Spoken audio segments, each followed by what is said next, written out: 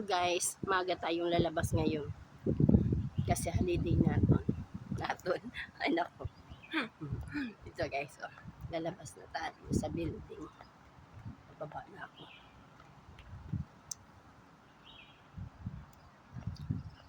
Maaga tayong bababa sa bahay niya para makapagpahinga sa park. Pahinga sa park pala. Ang ala ko ngayon dito guys sa Tamar Park. Wala pang naka-plastar maliban dun sa dulo, mayroon dun. Yan, mayroon. Yan.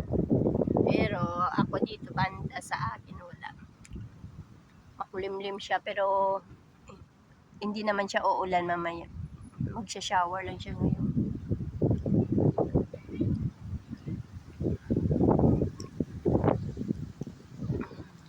Ganda dito ng ano ko.